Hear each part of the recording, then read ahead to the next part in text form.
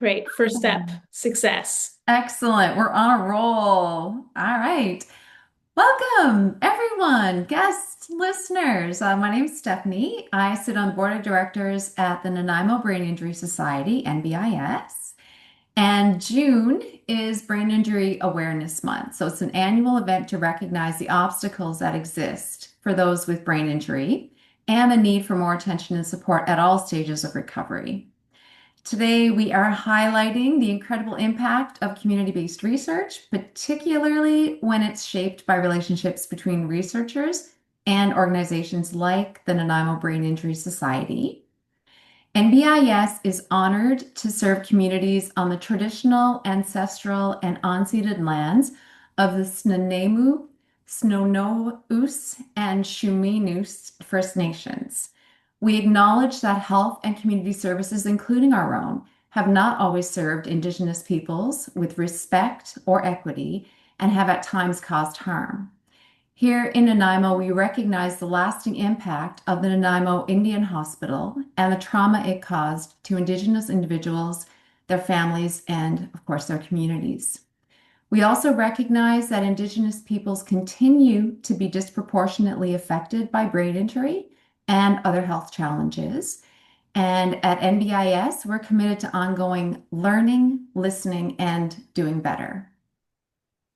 I'm also honored today to introduce our listeners to two extremely accomplished researchers who have worked with NBIS in the past to explore how partnerships, lived experience, and the strength of women in the field influence meaningful research outcomes.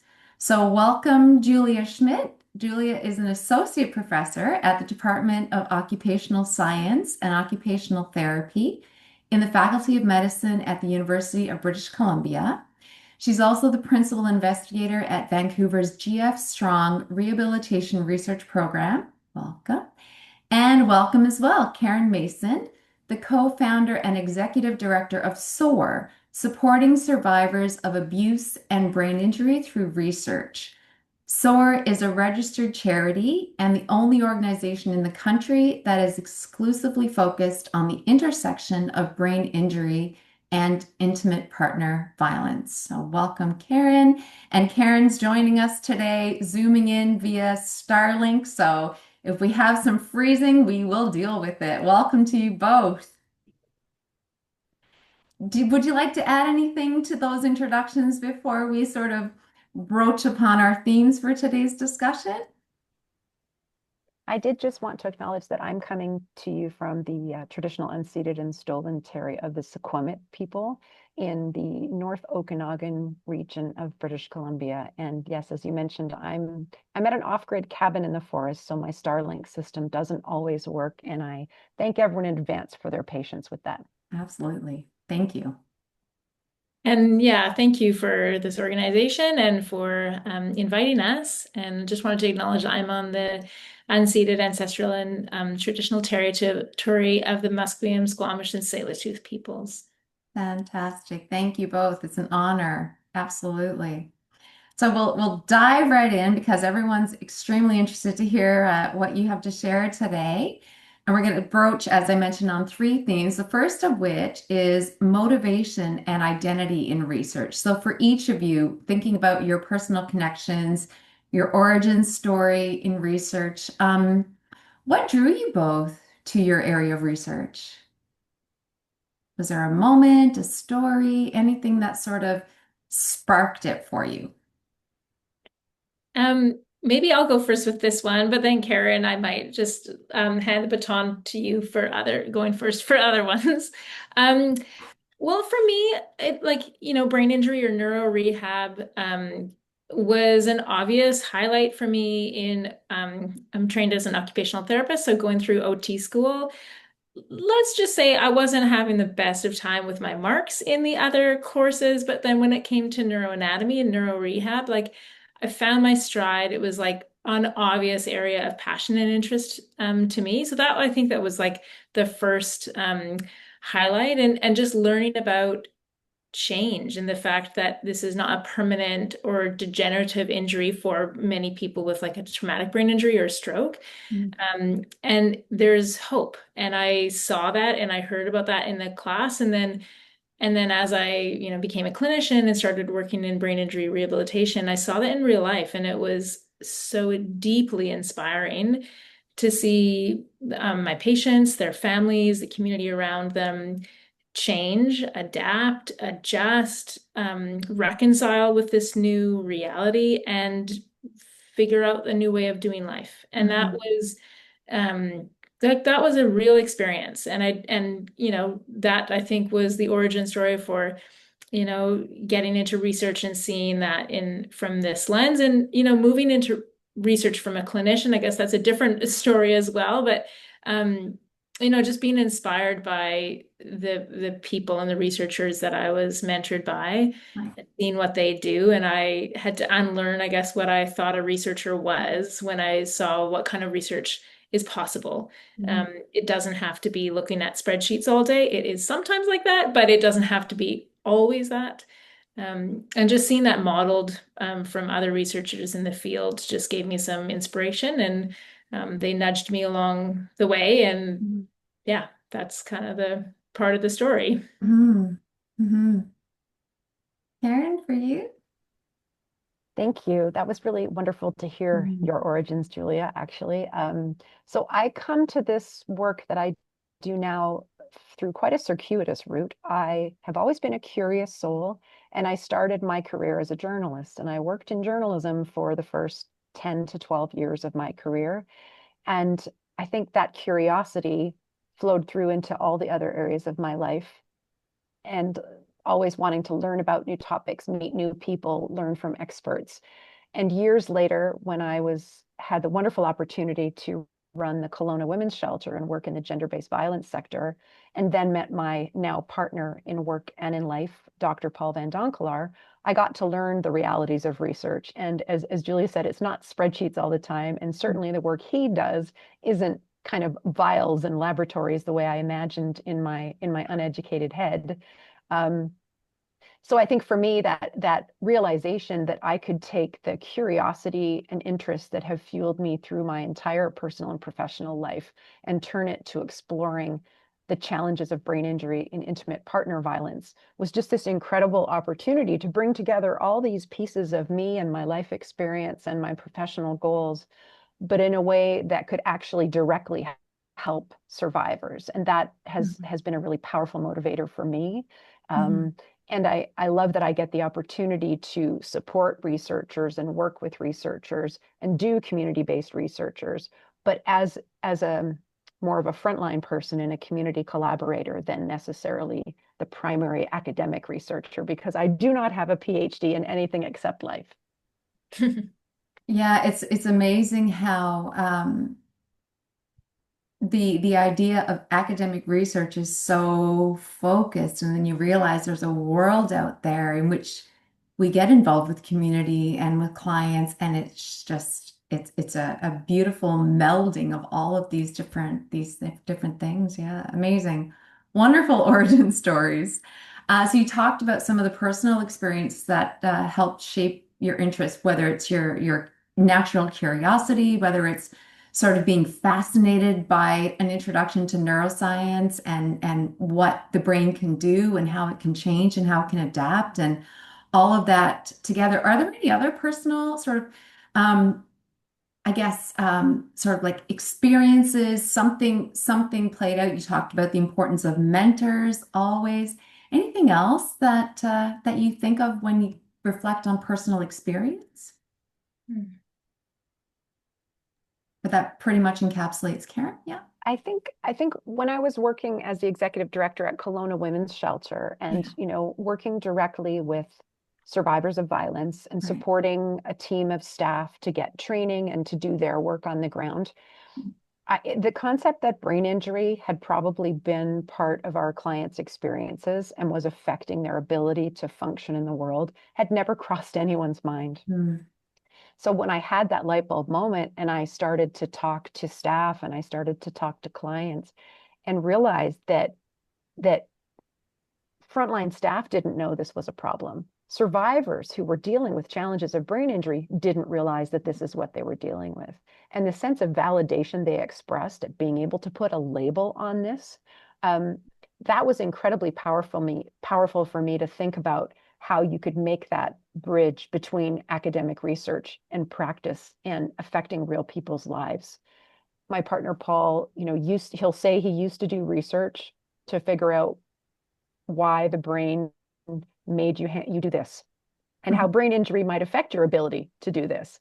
And he did research for the sake of learning, just for the sake of research. But to know now that he can do research that will directly tie to real people's lives, and getting to be part of that for myself has been really powerful. And mentors too. I appreciated, Julia, you mentioning mentors, because I feel so lucky throughout my career and the various roles I've had to have always had incredibly fierce, powerful, smart, real women. And it's often women as mentors who've guided me through, because being a woman in this world is not easy, and being a professional woman in this world is not easy. And I think the fact that we can all be there and have each other's backs is a really incredible thing. Mm-hmm.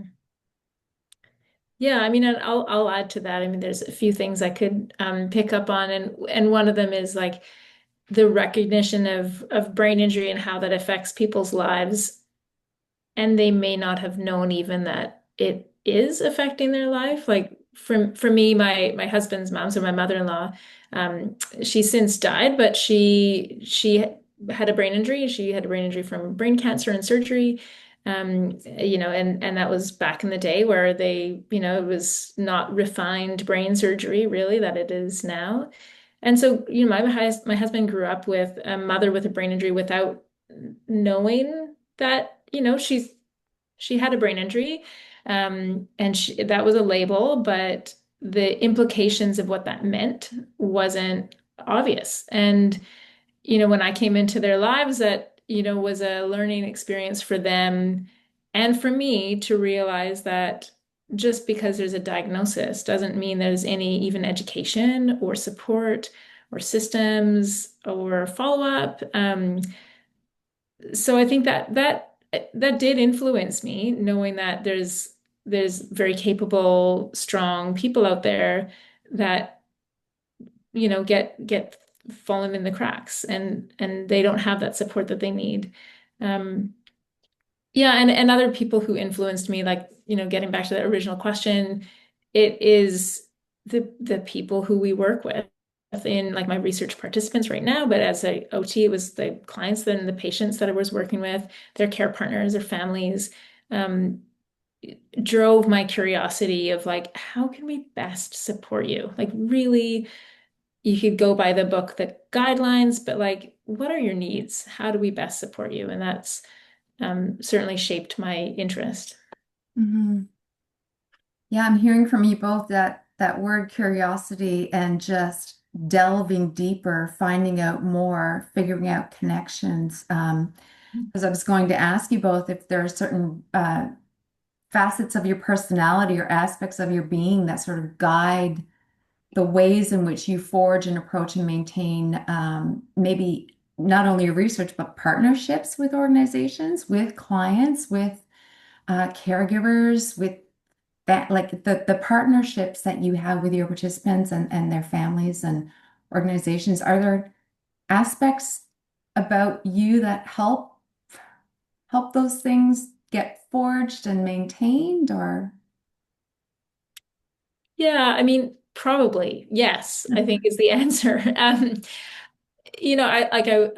took some time to think about, my values when I first started this job and what I want to carry with me and how I want my lab to be set up and who I want to recruit as students, and just thinking like mutual respect, like that is people say that, we understand that what that means, but like really deeply, like really respecting where that person's position and their life experience comes from.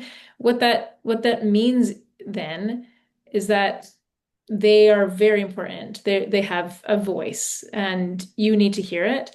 And like because of that, you're not as important, actually. Mm. So I think, kind of democratizing the situation and the conversation is an important thing. And not even on what, sometimes it's like elevating and valuing yourself and your position less because you really like don't know it all. Yeah, and I think in terms of a values-based way of approaching things, that certainly drives me in my work is elevating other people's voices, hearing from them, really understanding and going like, I have so much to learn, a lot of humility and accepting of we're both making mistakes along the way too, as we forge partnerships. Mhm. Yes, to all of that, Julia. We should work together. Yes, great. Um, I come from a very similar place. I've always been very values driven in the work I do. When I used to do communications and public relations, I used to say I did only values-based PR, so I would not promote or work with a cause or a person or an organization that didn't sit really strongly in what I believe strongly as a human being. Um, I am generally a very transparent, authentic person in every aspect. So I'm no different when you meet me at work than if you meet me, I don't know, on the soccer field or hanging out at the lake. And it's not it's not a choice. That's just I don't know how to be anything other than who I am.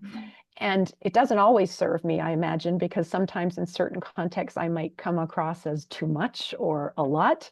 Um, but as an almost 60-year-old now, I'm kind of okay with that now. I think I've come to a place of valuing who I am and this woman who sometimes is loud and sometimes is a lot, but in really good ways. And I think I bring that to my work and to my care for the people with whom I work and our clients. And I'm very focused on, similar to what Julia said, with SOAR, we are survivor centered and survivor driven because the only reason we do this work is for them. Right. We're not doing it for accolades. I'm as a non-academic, I'm certainly not doing it to get my name in peer-reviewed publications. I don't care about any of that. I want to make survivors' lives better, and I can't do that for them. I must let them tell me what they need and what their experience is. So that's a key piece of how I like to work with SOAR. But it's also who I am as a person. So I think, you asked that question and Julia said, I think so, because how can we not bring big pieces of ourselves to the stuff that we choose to do, 5 days a week, sometimes more? Absolutely. I'm hearing a lot about respect, valuing others, listening, making sure that others' needs and situations are at the forefront.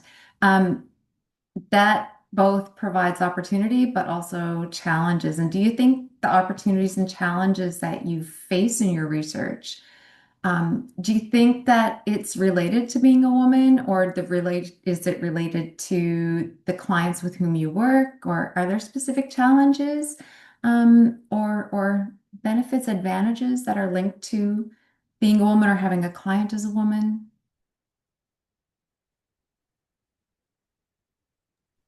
Yeah, I don't know how to answer that really, except that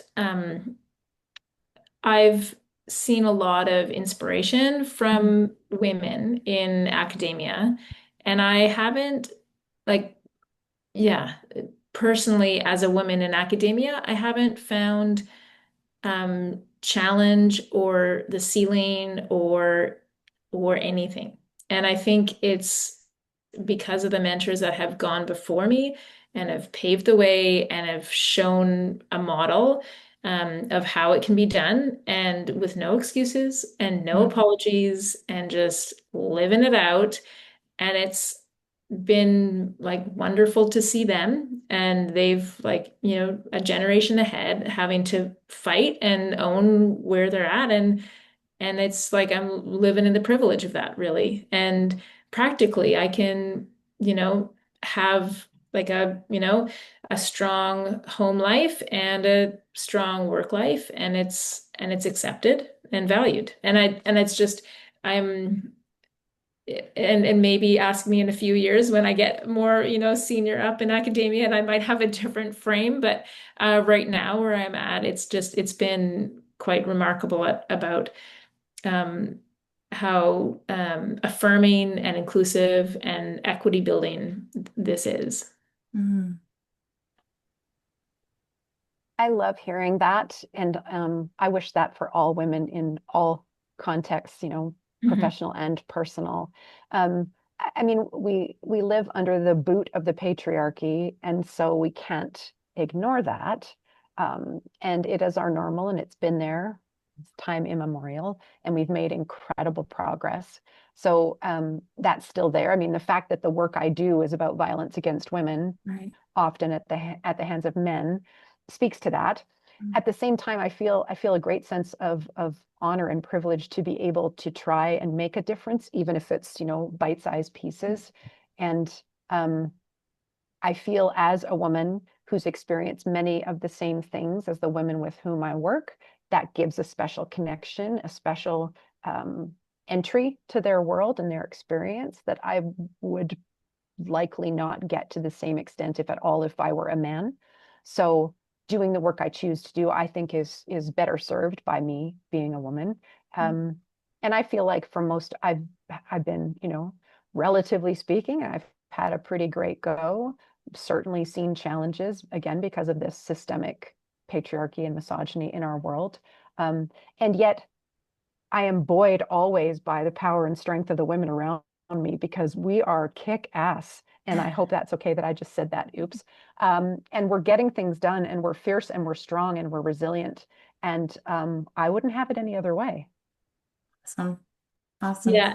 And I might just add to it, just I mean, I said like, oh, everything is wonderful here in my life, with being like, oh, woman in academia. But I just did want to add that it's not always the case for everyone, and certainly outside the protected bubble of myself and my mentors in my like women-dominated healthcare industry, it's not the way. And there's so much more work that can be done and needs to be done, and women's rights and women's like it. You're exactly right, Karen. Like we're still in a patriarchal system that is not helpful to women.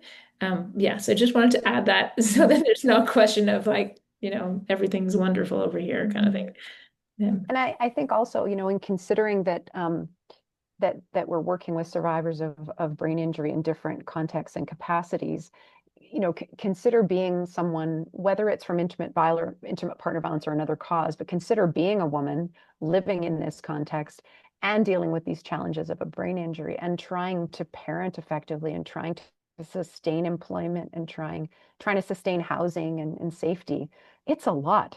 And I just I'm in awe of the women with whom I work who are getting things done and looking after their families and fierce in the face of all of this. So while I think we can acknowledge that we have a certain level of privilege as white women generally, there is that whole other piece of it for the women with brain injuries with whom we work that is really important to consider. Absolutely. And you've both, I mean, those are lovely, wonderful examples, and you've led beautifully into the second theme that we had planned, which is a discussion of lived experience and community engagement, sort of the strength of lived experience and collaboration with community, with clients. Um, and, you know, I had a few questions laid out, and you've just essentially encapsulated them into a lovely, an amazing story. I was going to ask you, first off, what value you see or find in engaging with individuals with lived experience. I was also going to ask what you've learned from people with lived experience that surprised or challenged you or your assumptions. And how do you ensure that these people are respected and heard? So you've already touched on all three of those questions in our next theme. So where, the value of engaging with people lived experience, what you learned, what surprised, what challenged you or your assumptions, and how do you ensure that these women and men, but the women you spoke about, Karen, in particular, feel respected and heard? Did you both have, what are your thoughts on that? I feel like I'm going first too often. You're going first next time, Julia. Yeah, I mean, as I mentioned, SOAR is very survivor-centered and Yeah. survivor-driven. It's a key value for our organization and for me as an individual. I've had my own experiences in life, and they very much drive me in doing this work.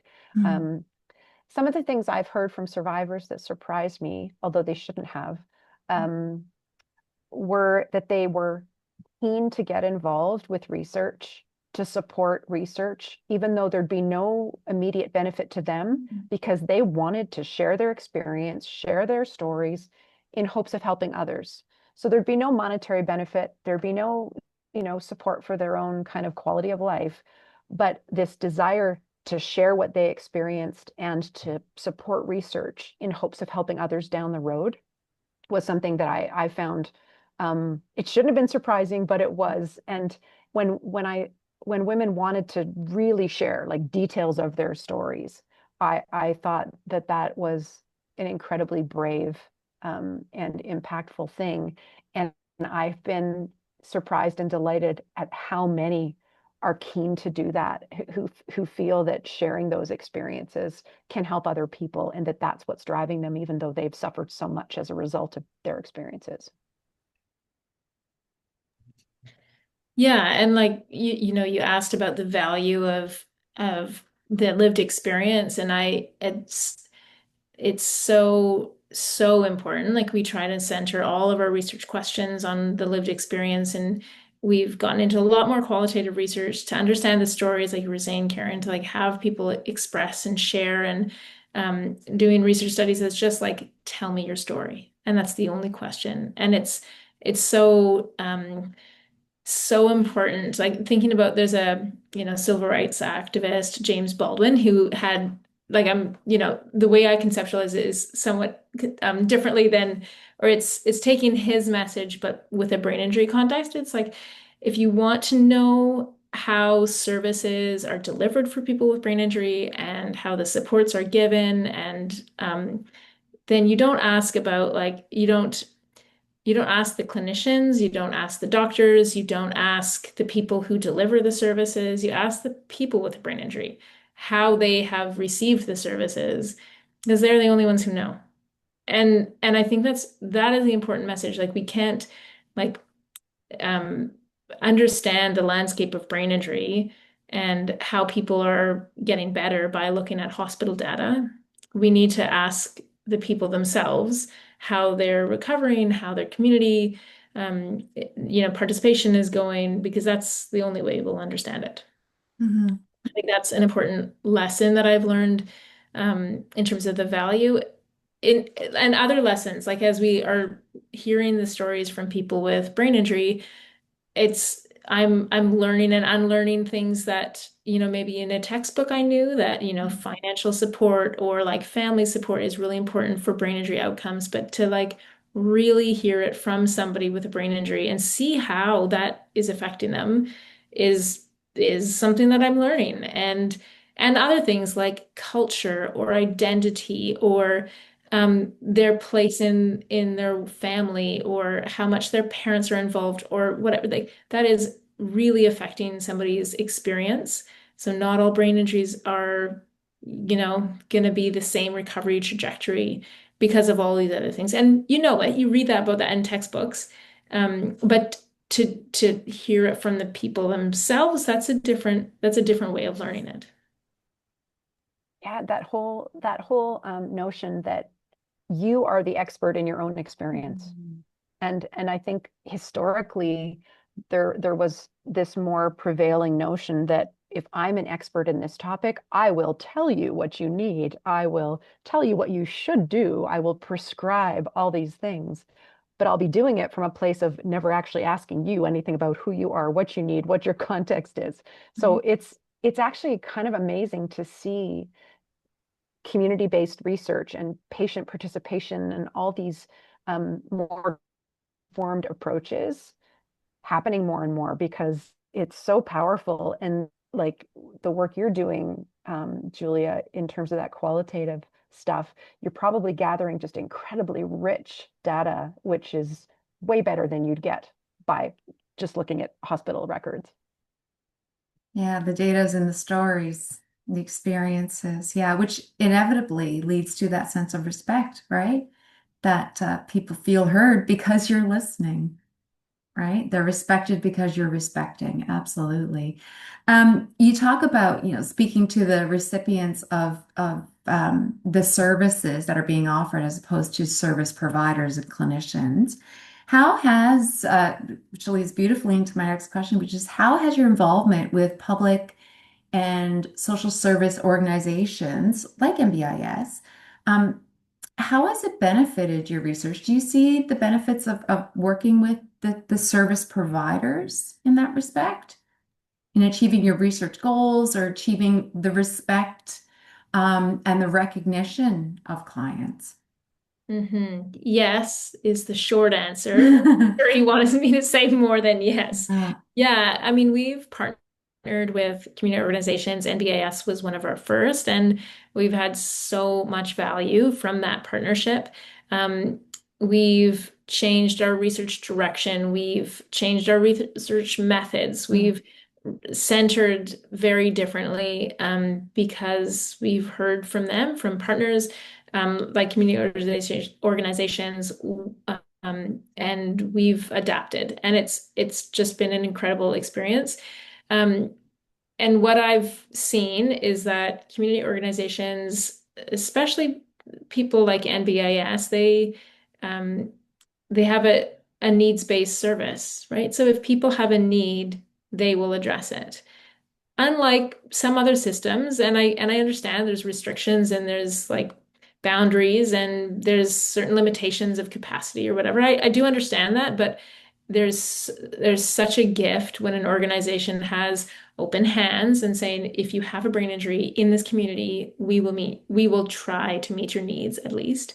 And that is as researchers, all I can do as is to try and understand what's happening, because it's actually incredible, and um, continue to advocate for it to be delivered equitably across other places that may not have a organization like NBIS. So there's other places in BC who don't have the privilege of a community organization for brain injury.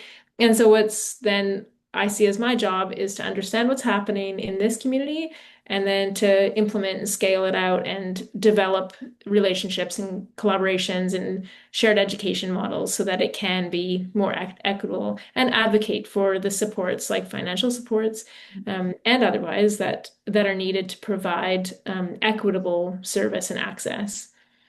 Right, right, right. Yeah, and community organizations are the heart of community, and they're a haven and a refuge and a gathering place for the people we serve or with whom we want to connect. So they're the bridge to finding and connecting with and developing relationship with the people we want to help or serve. Yeah. So I feel fortunate because I come out of that context with Kelowna Women's Shelter. I felt really lucky to already have this rich network of every women serving and social service serving organization, at least in Kelowna where I started. But since then, we've been able to work with NBIS. We've worked with the CRIDGE in Victoria and Victoria Brain Injury Society and other community organizations around the province and across the country. And just to have those touch points with the folks who are doing the real work. And as you said, Julia, they're meeting needs as they come up. So they're the ones who can help us understand where we should put our focus and where we should put our research and our apply for funding. So it's incredibly important. And it just adds a lovely aspect to the work because again, it takes you to real places as opposed to being in this little bubble of just pure research and academia or just pure, frontline service. You get those other perspectives that are so important and can really help drive the work and the results of it. Right, right. Yeah, I mean, I had intended to ask you both if your relationships with these organizations had influenced the scope or direction or sort of innovative methods of your research, but clearly that has absolutely been the case. Yeah, and that flexibility and again, respecting and listening to other stories and then having the flexibility to change direction or shift focus. It sounds like that's a beautiful melding of the community organizations and your research goals. That's beautiful. If there's anything else you'd want to add to that, please feel free. We're good? Awesome. Well, we'll move to our last theme, I guess, which is, we've talked about collaboration, but um, focusing on your lessons learned, your strategies for success, encouragement for future collaborations, essentially words of wisdom to share. Starting off, what do you think is the strongest contributor for successful collaboration between researchers and nonprofit organizations, societies like NBIS? Yeah, I'll go first again, Karen. I've been, this is a question that comes up a lot when you talk about participatory research or patient partner research is like, what's like the one thing or whatever. And I don't know, I think it's like communication, Right. and, but alongside communication and talking, and it's like openness, transparency, sharing what you actually need and not being not saying, oh, we actually need this data to be collected. I think you need to have transparent and honest and open um, communication. So you can't let anything not be talked about. Like you have to talk about finances and time and people and staff and the things that are maybe a bit awkward, but it's just way more awkward if they aren't talked about. Mm. And goals and what people need and what would be a measure of success and what would be a measure of like this is not working. So I think like transparency is really, and transparent communication, I guess, is like for me has been very helpful. And I'm a peacemaker by heart and I don't like conflict, but it doesn't have to be conflict. It's just talking. And that's been a helpful learning for me. Yeah. Yeah, I would second all of that. I think a key piece of that communication is also about setting really clear expectations and parameters around kind of the role of each person or organization, what's expected, what isn't, and having really clear guidelines on when there are differences of opinion or things not going right, that you have a plan of attack, like kind of protocols in place that you'll follow so that everybody feels really comfortable that they know what to expect and how things are going to transpire. I Mhm. think another really important piece we that doesn't always get considered if it's a true collaboration is understanding the labor that is being provided by the community organization, whether it's actual human time or it's just kind of their administrative time, and finding really intentional ways to remunerate the organization, whether it's financially through grant funding, in recognition that they're probably already pretty stretched, as most nonprofits are. So to recognize that we see the value and we will pay for that value that we're taking of their time and expertise, and also with our lived experience participants, the same thing to not sort of take advantage of their experience and their expertise, but to be really clear that there is true value there and it will be respected and honored as part of the process. Mhm. Mhm. Yeah, and we talk about transparency and reciprocal relationships and, keeping those lines of communication and everything open and honest.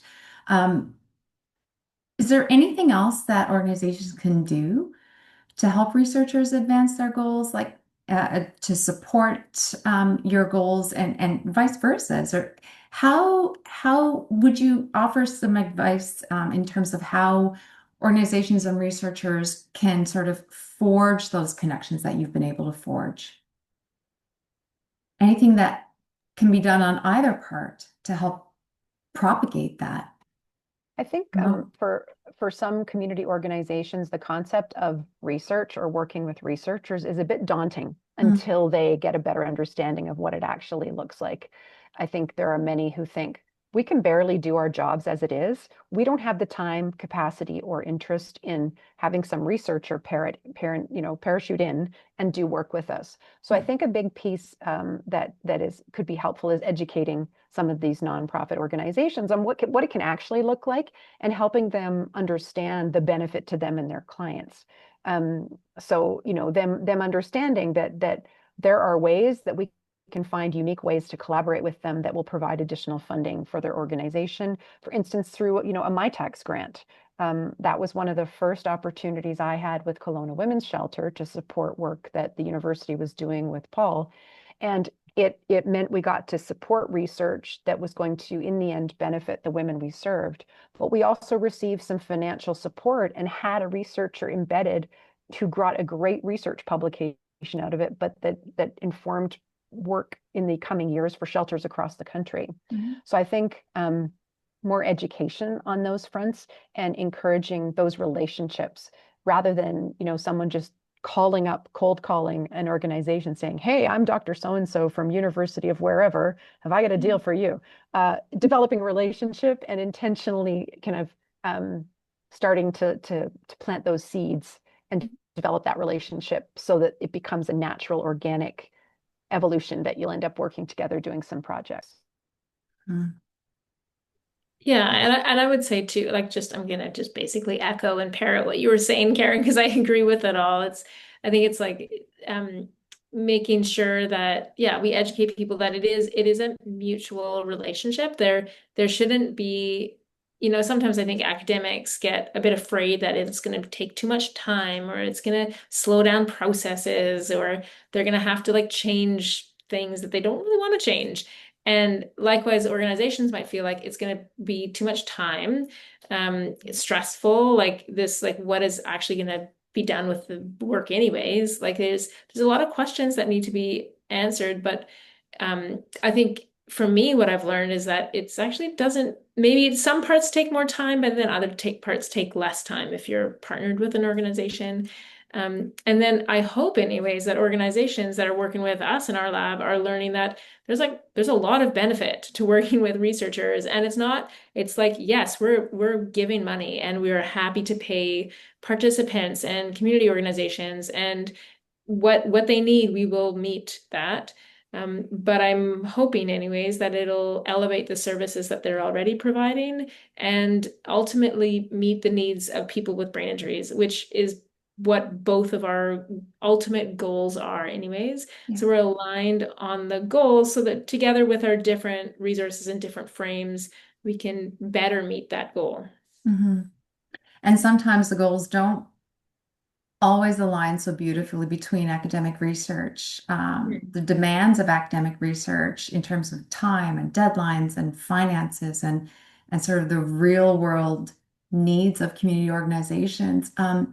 Would you have any words of advice, pieces of words of wisdom, anything that you can offer other researchers or organizations that want to form these partnerships in terms of like how do you balance what are sometimes conflicting demands and your needs being pulled in two different directions? Is there any Yeah.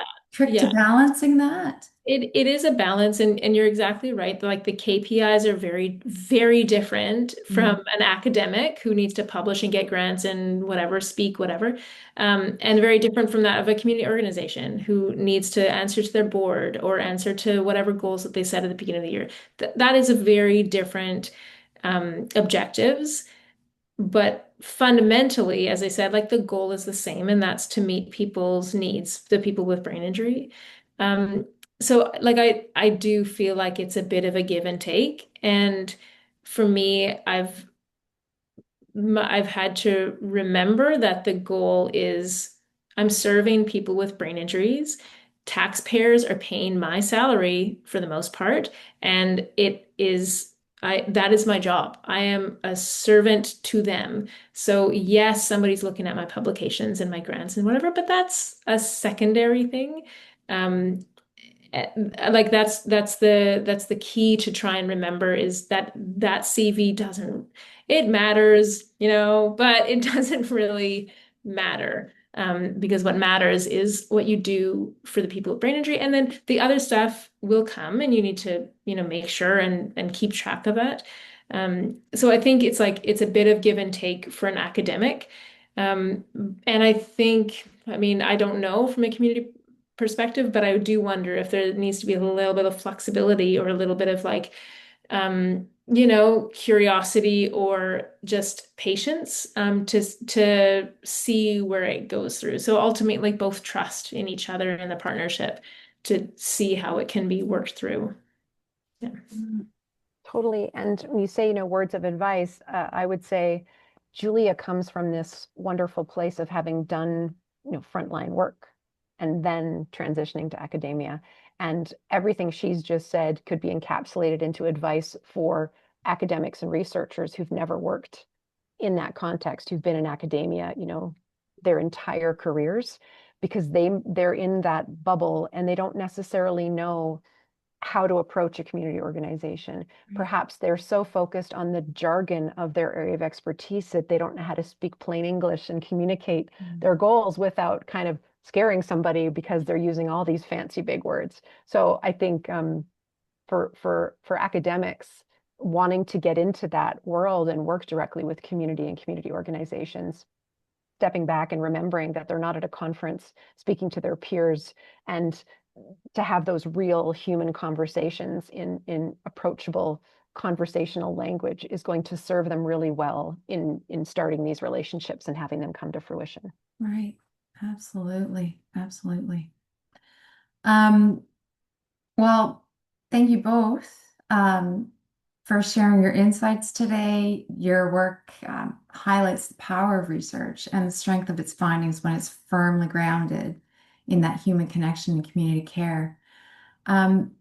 Is there one takeaway, one thing that you would like listeners to really have stuck in mind after our conversation today, after listening to the insights that you shared? You want to go ahead, Karen? Take this one first. I don't, gosh, it is not tangential to the conversation because we've been talking about so many things, but I want everybody to know that brain injury is happening at alarming rates in women and women survivors of intimate partner violence. And I want folks to consider that with every interaction they have with any woman they know or don't know, because there are countless women walking around with brain injury who may not know it, who aren't getting the supports they need, and the level of understanding and patience required to really be with them and support them rather than judging them is absolutely critical.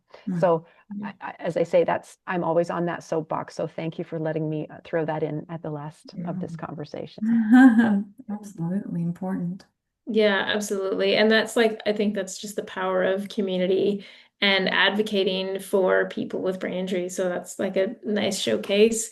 Yeah, and for me, I think it's, thinking about the partnership and research and community partnership, it's been such a fulfilling part of my job. My job is, partnered research, and it's incredibly satisfying work, very different than just looking at your spreadsheet. And I've loved every minute of it. It's like really, even the parts that I haven't loved, I've reflected and it's been lovely. And it's maybe not for everyone. That's okay. But it is certainly for me. And I hope it, and I like not even hope, I know it serves the community of people with brain injuries much better to have partnered work, to have communities that are partnering with researchers as well. And I think it's a catalyst for better outcomes. I hope. Yeah, what a beautiful gift for everyone. Yeah, that's lovely. Thank you both so much. And if anyone listening today wants to learn more, of course, you can check out the NBIS website, which is nbis.ca, and our social media accounts. And of course, Julia and Karen, would you like to share websites with listeners? Sure, I'm at the Cedar Brain Injury Lab. That's our website. You'll find lots of information and videos and infographics and contact information, ways to participate in our research in that website. Awesome. Thank you. And SOAR is at soarproject.ca, and we're also very active on social media, so it's pretty easy to find us by searching for SOAR. Wonderful, wonderful. Thank you both so very much for all of your time and insights today. Thank you. Thank you. It was delightful. Thank you. Yeah, thank you so much. It's a privilege.